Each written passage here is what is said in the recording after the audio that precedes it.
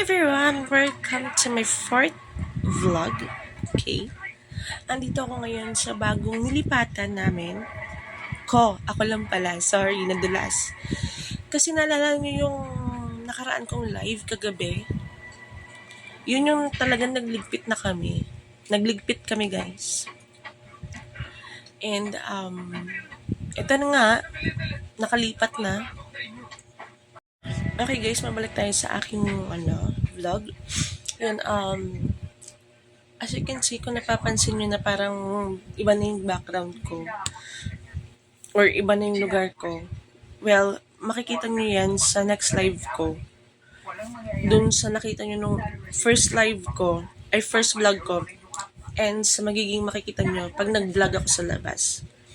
Anyway, paglilipat ng bahay, parang nakapanibago. Kailangan mo mag-adjust. Kailangan mong pilitin yung sarili mo maging komportable. Lalong-lalo na sa mga nakasalamuha mo, sa mga tao na sa paligid mo. Pero guys, ang malungkot doon sa paglilipat ng bahay is yung memory doon sa bahay na pinag-istayhan mo almost a year. Kasi andun na yung hirap, yung sakit, yung masaya, lahat na. Hey guys, ito. Another one.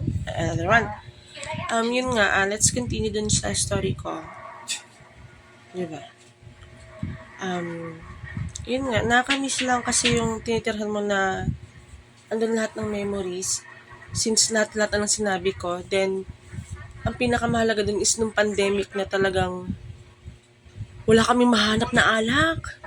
Talaga, lahat ng tindahan. Buti na lang, meron kami tindahan na ini-etchos namin. Hindi, ganun. Si nanay, tamang good vibes lang din. Tungtuwa sa amin. So, pinagbilhan kami. And sinabihan kami ni nanay na, pakitago na lang kasi, ganyan, ganire. Wala, parang, nakakamiss lang. But anyway, siguro, ganun talaga. May mga bagay na kailangan mong i-adjust. Kailangan mo rin na i-adjust yung sarili mo. And sana, sana, itong mga nangyari sa amin, at yung ginawa sa amin, well, anyway, ayoko na ikwento, kasi masyado ng private and personal. Ganun. Ayun lang, basta at least naging okay na kami lahat. Yun nga. Well, anyway, sana guys, huwag niyo naman kalimutan na mag-like, mag-subscribe, tsaka guys, keep on sharing sa aking vlog. This is my fourth time na mag-vlog ako. And sana di kayo magsawang panoorin ako. Di rin ako magsasawang pasayahin kayo. And mag-video talaga. Ganon. Well, anyways, guys, yun lang. Magstay kayo dyan hanggat gusto nyo. Hi guys, ito. Ang ginagawa ko ngayon is, nagsashot ako. Kasi parang padisibilida ko rin sa bago nilipatan ko. Jeez. Guys, professional lang po ang gumagawa nito. Ha?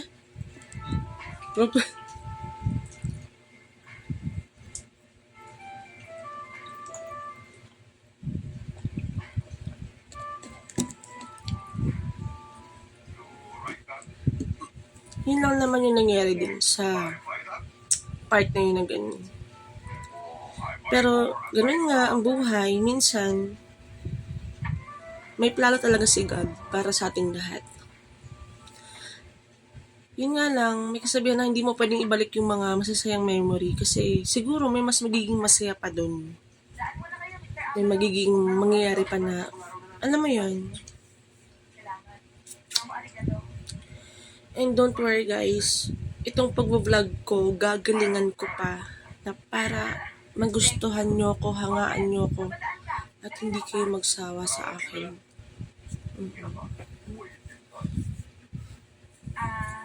Samahan nyo na lang ako mag-shot guys. Ang daldal ko, no? Hindi naman bagay. Tanga.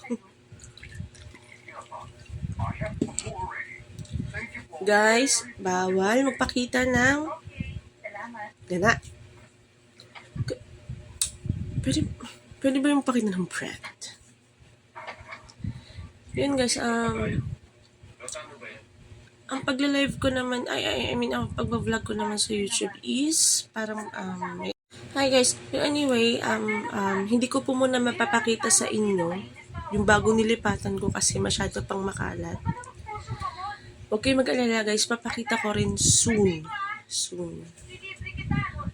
Yung nalipatan ko, okay siya para sa akin. Pero parang, kumbaga sa tao na mamahay, mga ganon.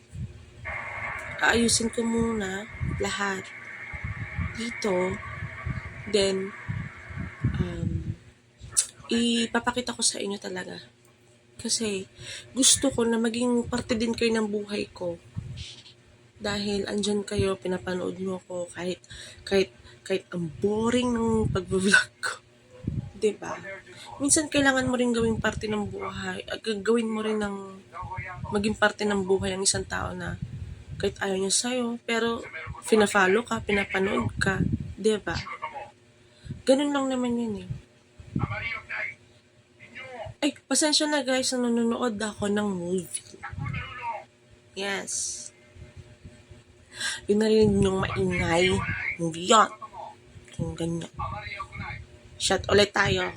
Woo!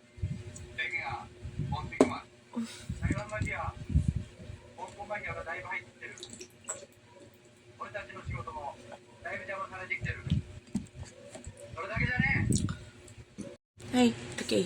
Let's go.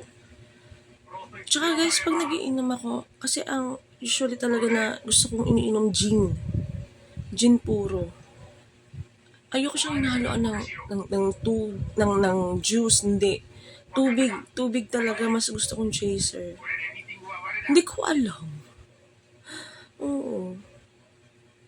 Parang bet, sa bagay, kanya-kanya tayo ng, alam mo yun, yung bet ng mga, bahay alak natin. Diba? Well, anyways, guys, sana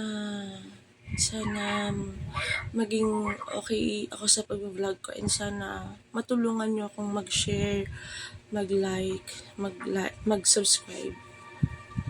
And sana guys, this is kasi parang pang fourth time ko ngayon mag-vlog. Sana maging success vlogger ako balang araw. I hope na ganun. And sana supportahan nyo ako, di kayo magsawa. Kasi guys, gagawin ko yung best ko para ma-improve ko yung pag-vlog ko.